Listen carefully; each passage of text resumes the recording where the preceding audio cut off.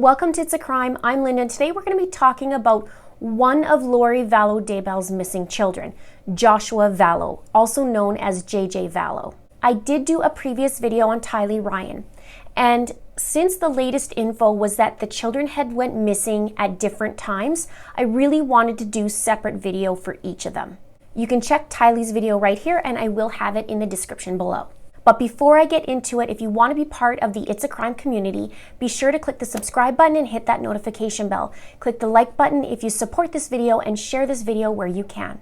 With that being said, let's get into it. JJ Vallow is 7 years old and was last seen on September 23rd, 2019.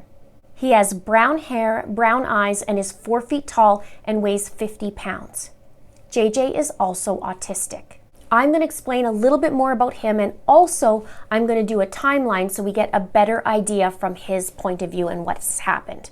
Now, you may or may not know that before Lori married Chad Daybell, she was married to a man named Charles Vallow. She also had separated from him. They were married for 13 years and separated in early 2019. Now, back to JJ.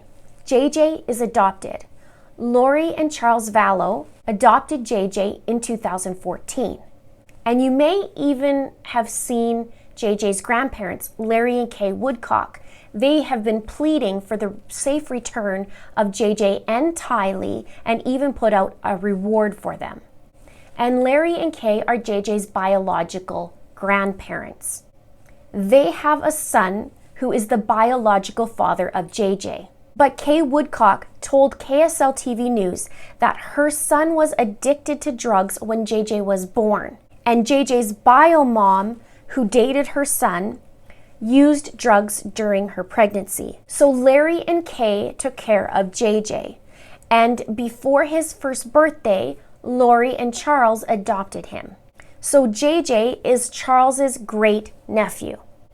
And Charles is JJ's great uncle. And now adopted dad. Yes, it's confusing, just like the whole entire story. Now, in 2014, they moved from Arizona to Kauai, Hawaii, and they owned a little juice business on the island until 2016, 2017. And then they moved back to Arizona. So now we fast forward to January 2019. And at this point, things start getting a little rocky with Lori and Charles. Okay, a lot rocky for them. And Lori starts doing some shady things. On January 28th, Lori Vallow allegedly transfers $10,000 from Charles's business account into their personal account, and then she moves it into an unknown account. She then transfers $2,000 of Charles' enterprise points to a personal account. But Charles doesn't find this out till early February. And on January 29th, just the next day, Lori also allegedly transfers another $25,000 from Charles's business account into their joint account, and then takes that money and puts this into this unknown account. So now she's transferred $35,000 and these 2,000 enterprise points. The account is then stated that it is left with $911. There's also some transactions after that. There was a $500 withdrawal, and there was also a $250 withdrawal, and then a credit card payment made, leaving the bank account with $61.53. But it's unclear, this last bit, if Lori is the one who took out the money or if it was Charles. On that same day, there was a phone conversation with Charles and Lori because Charles was on a business meeting out of town. And she says to Charles that she was a god, that she was assigned to carry out the work of the 144,000 at Christ's Second Coming, July 2020. She also said she would have to murder him if he got in her way and tried to stop him. Now, here's where she does some shady things, besides pilfering the money. Charles has his own business, and payroll's due, so she wipes him clean, and now he's left not being able to pay his payroll. And she did all this while he was out of town, like I mentioned. So he gets to the airport to fly back home, only he finds out she canceled his flight. So he has to buy a last-minute ticket for $600, and then when he lands and goes to the parking lot, he can't find his vehicle anywhere. Lori had used a spare key to go and get his truck, and Charles had to go and rent a vehicle for 3 days because he didn't find out for 3 days where she actually put his truck. So he gets home and the locks have been changed, and he then finds out that she hides all of his clothes right down to his underwear and hides his computer. And his computer is part of his business. It's also noted that she takes JJ's medicine that he's on because he takes a medication. I'll get into that in a little bit, but he takes that to help with some of the symptoms from his autism. She also takes JJ's iPad, which he uses also to help him throughout the day. And she goes and takes JJ's service dog's collar as well.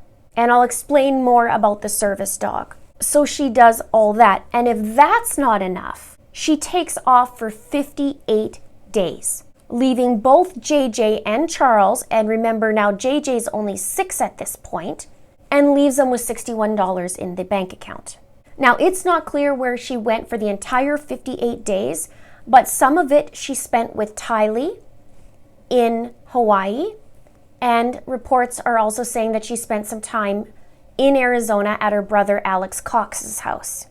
So now it's February, and on February 6th, Charles finds out about the transferred enterprise points that Lori made and finds out that she's also called JJ's school to see if he was in class.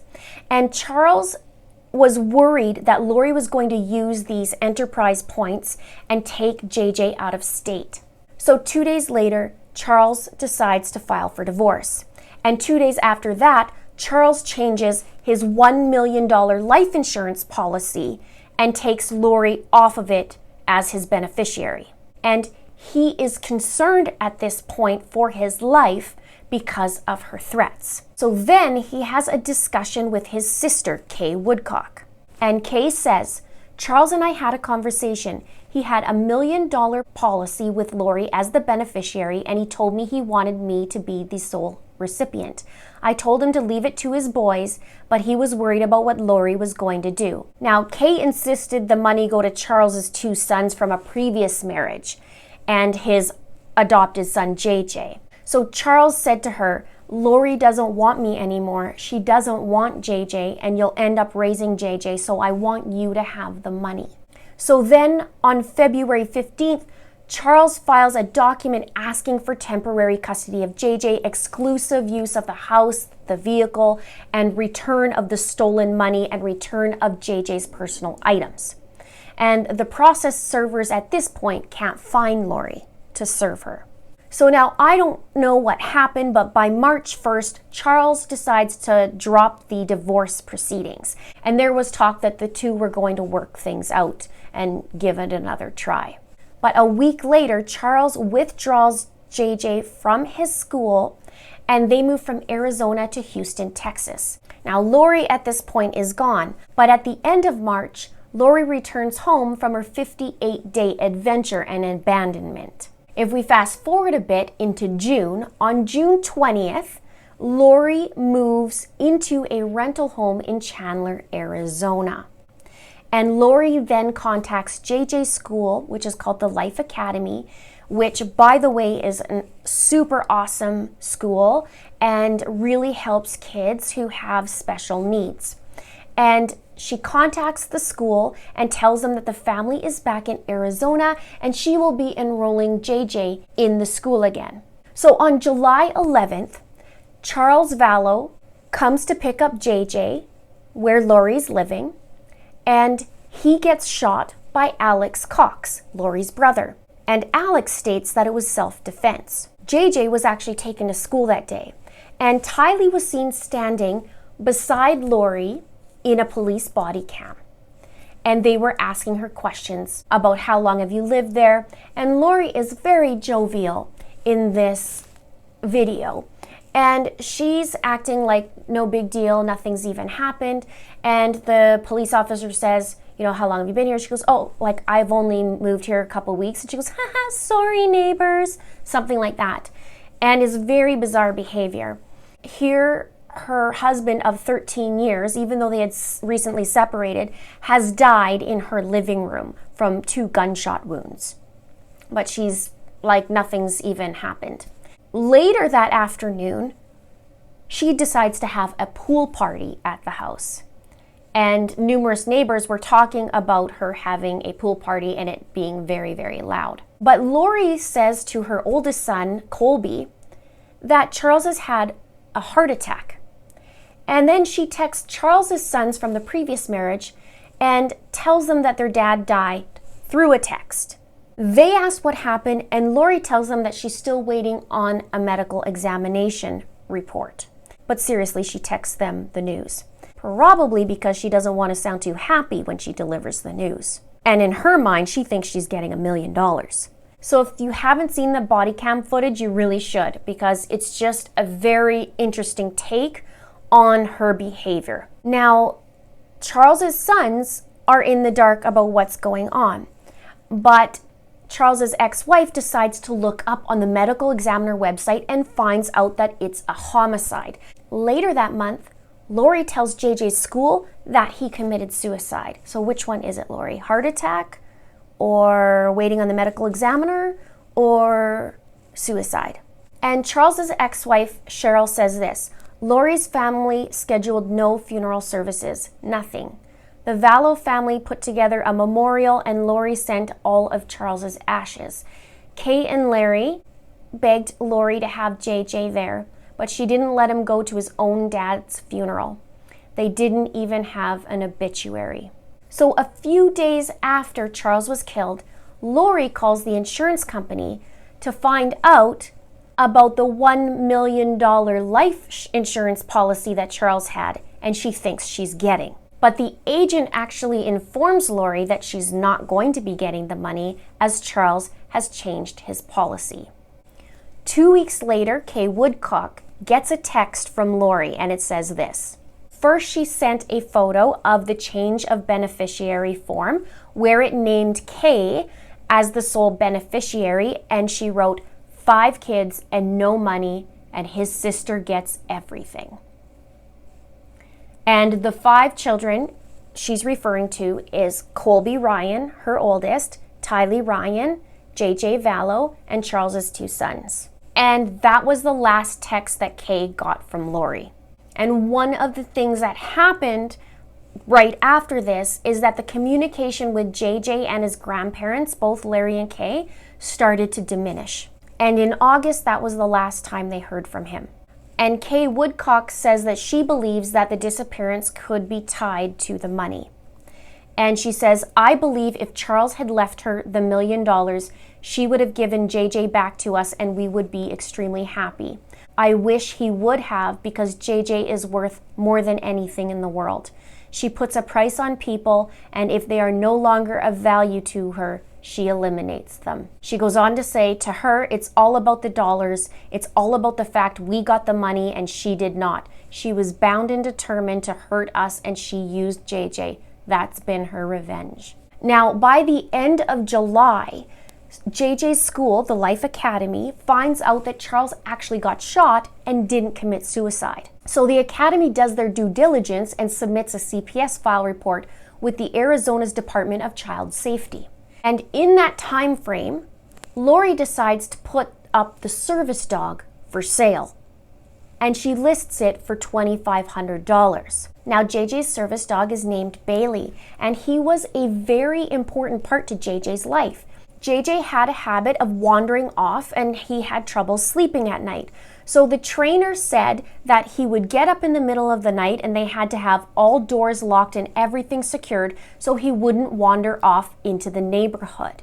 He says one of the first nights that JJ slept through the night and stayed in his bed was the first night that Bailey stayed there with him.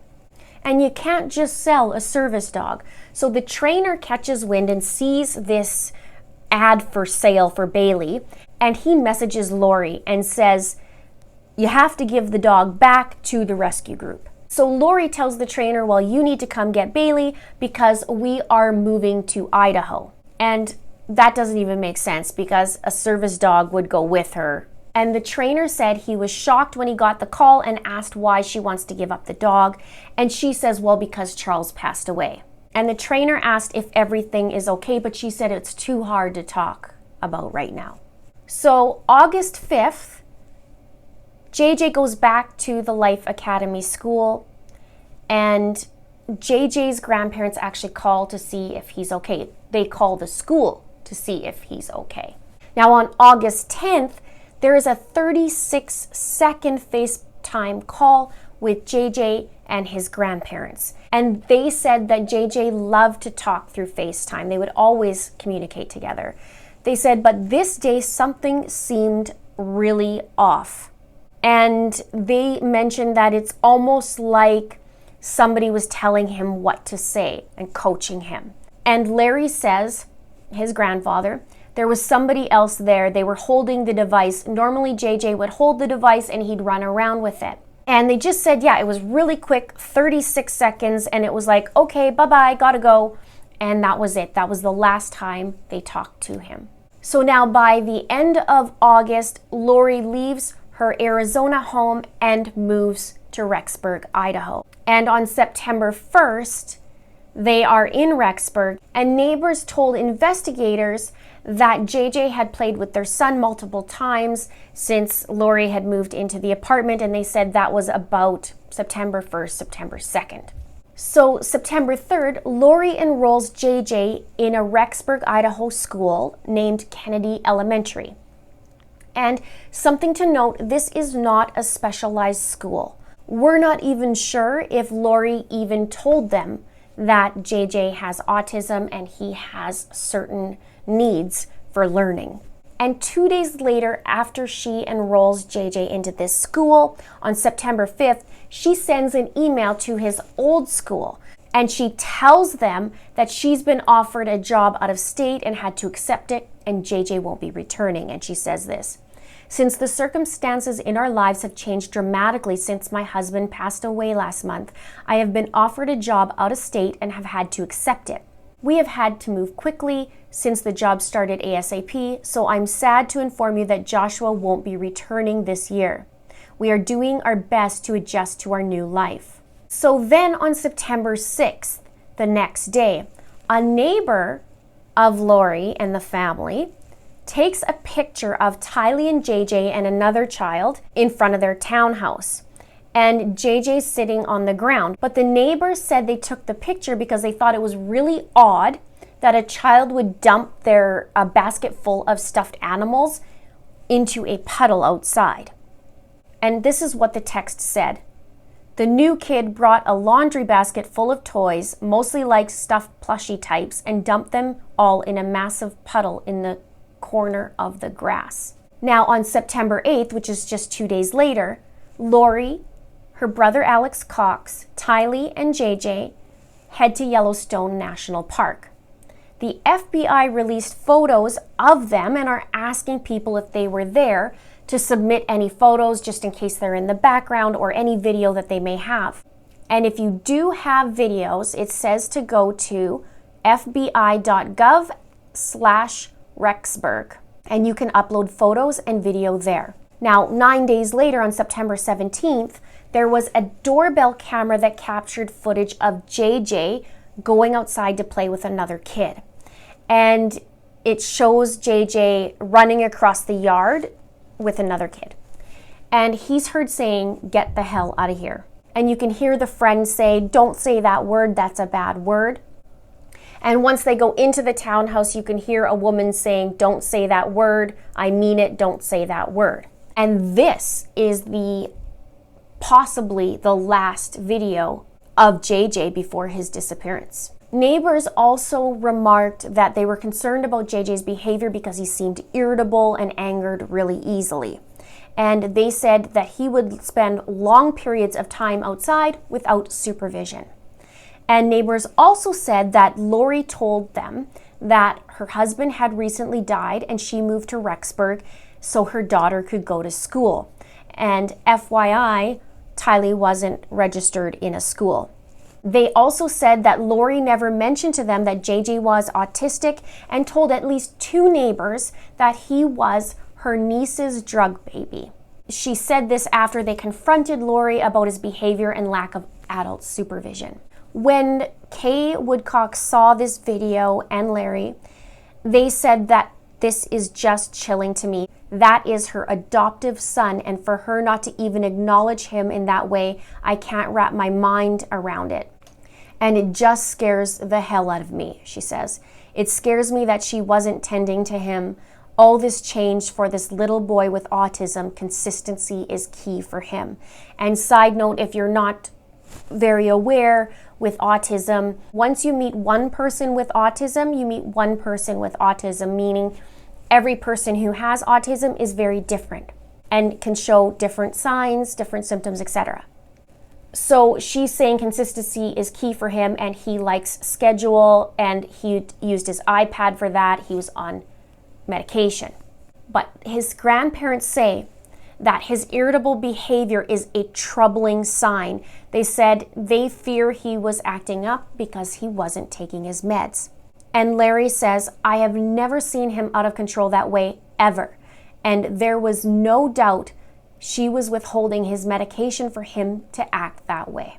And then Kay says she had a bottle of his medicine. Yeah, she has a bottle of his risperidone. It's what they found there. And risperidone, according to court documents, is a tranquilizer prescribed to treat irritability caused by autism. And that's something they use with children who have autism. So the day after this video was taken, Lori contacts a nanny through care.com, and she inquires about care for JJ and mentions he has autism. And so the nanny goes over to Lori's house and meets with Lori and JJ. And according to the nanny, Lori mentioned what some of his tendencies were and mentioned the recent family trauma and revealed some details about Tylee. And this is what the nanny said. She explained to me how they recently moved here from Arizona. Her husband had just died of a heart attack, and how JJ doesn't quite understand the situation.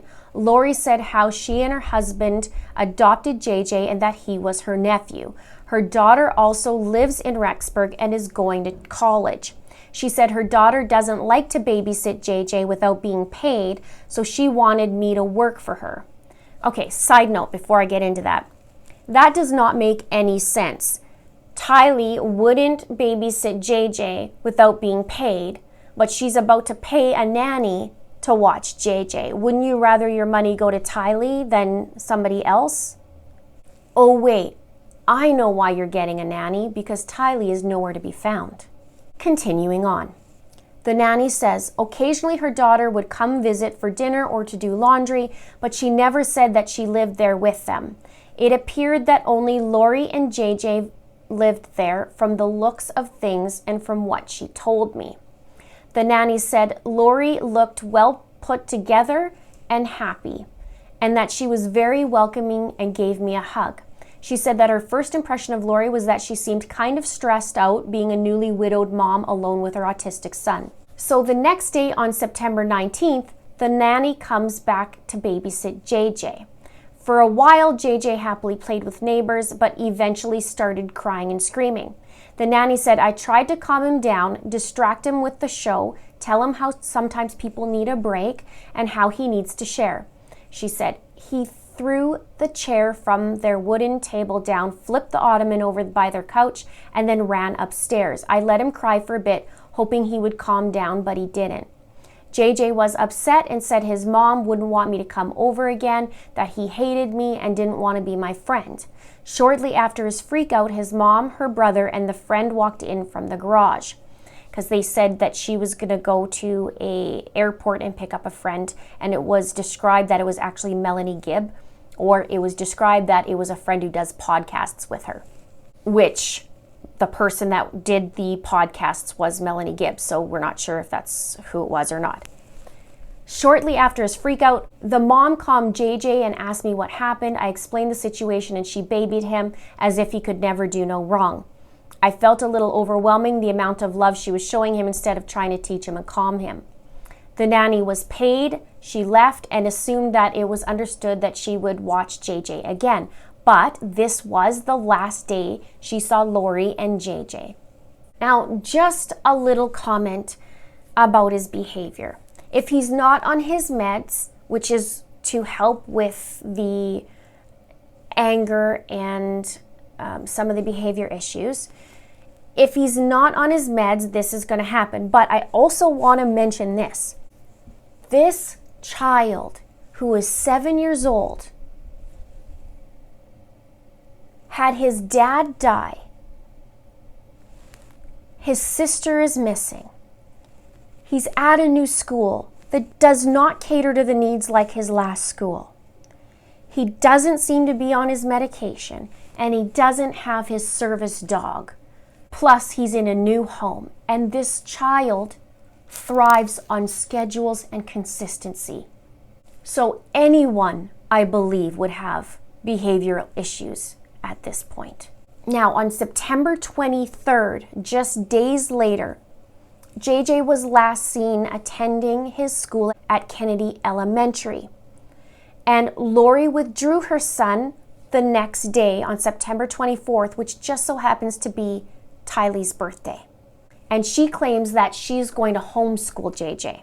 So on that September 24th, that next day, the nanny asks Lori about more work. And Lori tells her that JJ's now with his grandparents and that she was in Hawaii and would be back in around a month. And that was the last time the nanny heard from Lori. The nanny followed up about a month later to see if there was work, and she didn't get a response. A week later, after JJ was last seen, on October 1st, Lori rents a storage unit in Rexburg. Guess she's not in Hawaii like she told her nanny. Things were brought into that storage unit, and you can see, I'll put a link here to the video or in the description, and I will also have the playlist of Lori Vallow in the description as well. But there were bicycles found in there, children's toys, clothes, scooters, a photo album, 2 blankets. One of them was of JJ and his pictures on it, and another big blanket with Tylee Ryan and her pictures on it. Now, fast forward a month in November 5th, Lori and Chad get married in Hawaii in a private ceremony, and both JJ and Tylee are nowhere to be found. November 26th, there's a welfare check for JJ. Larry and Kay Woodcock phone in and ask for a welfare check. And authorities go to Lori's house and meet up with Alex Cox and Chad Daybell, and they were outside. And according to court records, Chad acts like he doesn't even know Lori very well, and he says that he doesn't know her phone number, even though he's married to her. Now, Alex said that JJ was with Kay and Larry in Louisiana, but that's not likely true because the one who called for the welfare check was Larry and Kay. Authorities then catch up to Chad. He was leaving in his black SUV, and they ask him again, have you seen JJ? And he says he saw him in October and admits to lying about not knowing Lori's phone number. Later that day, police talk to Lori, and Lori tells the authorities that JJ was with a friend of hers in Arizona, and her name is Melanie Gibb. When they couldn't reach Melanie, they go talk to Lori again, and Lori tells them that he's in a Frozen 2 movie, and that's why that Melanie's probably not answering. But Melanie later calls authorities back and states that JJ isn't with her and had not been there for several months. And she also tells them that on separate occasions on November 26th, the day of the welfare check, that Chad and Lori both asked Melanie to lie and say that JJ was with them, and she refused. So the next day, on November 27th, Rexburg police decide to go back with search warrants to Lori's home. They also search Lori's brother Alex's home and also Lori's niece Melanie, and they all live in the same townhome complex. But JJ was nowhere to be found, and police did find JJ's pill bottle with 17 pills of the risperidone, only This pill bottle was from January 2019. And if you remember, Lori actually stole those pills way back in January, along with hiding Charles's clothes and all that other stuff. Authorities did check on the last time that the prescription had been filled, and that was the January before.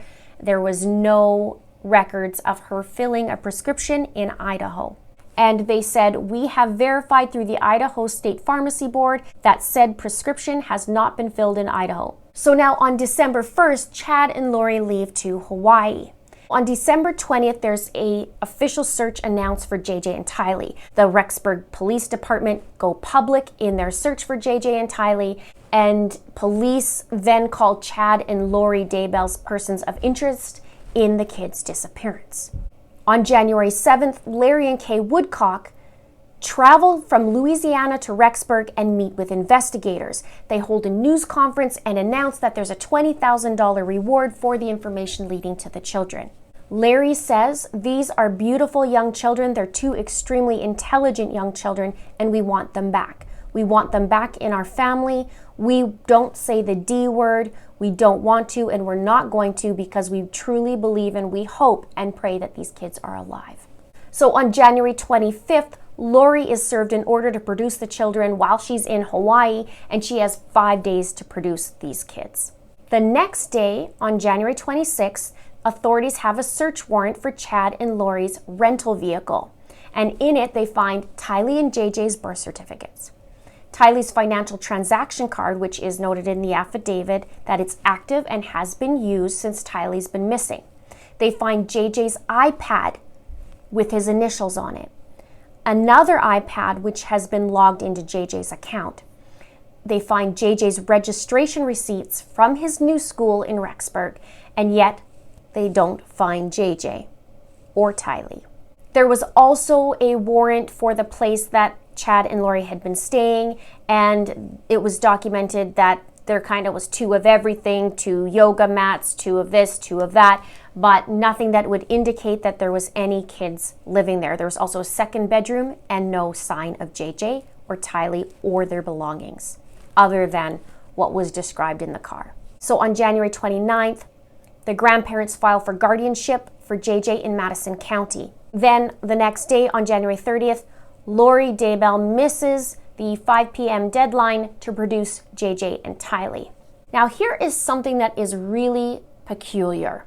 In February of this year, JJ's old school, the Life Academy in Arizona, finds out that Lori has been actively logging into an app called Blooms. And this app is for parents of the students of the school, so they can keep up on what the children are doing that day, how their behavior was, little things like that. They could share projects. It's a really cool app. But JJ stopped going to the school at the end of August. So it's odd that she had been frequently logging in since then, up until February. And when Life Academy found out, they obviously blocked her from having access. But I'm wondering if she was using JJ's iPad to access it. So on February 21st, Lori is booked into the Kauai Correctional Center, and on March 5th, she's extradited to Idaho and is now sitting in jail there. And she had her bond reduced from $5 million to $1 million, but nobody wants to bond her out. And the bondsmen don't want to strike a deal. So you can see that this is a pretty crazy story. And whoever is involved in Lori's life seems to all have some pretty weird stories and happenings. You might want to check out some of my other videos where I talk about the deaths and marriages, because it's a cluster. It was a cluster of people divorcing each other, and then it was a cluster in November of people marrying each other. And one thing that I have found out since recording this video, just before I recorded, so I didn't have the time to dig in, but I did see a video from East Idaho News, and it's of a document that states some weird things that was said of what Lori believes that the kids may have been zombies.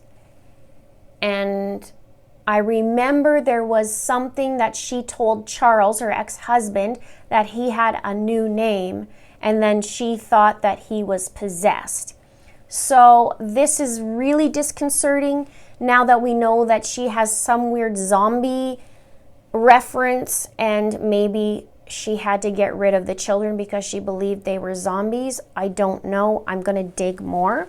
But it definitely said zombies. And the man who said it, his name is Ian Pawlowski, and he is a man who married Lori's niece. Lori's niece filed for divorce in June from her ex-husband and father of her children, and then gets married to this guy in November. And he comes forward and says, this is the conversation me and Melanie had, and maybe this is what has sort of happened or what the beliefs were.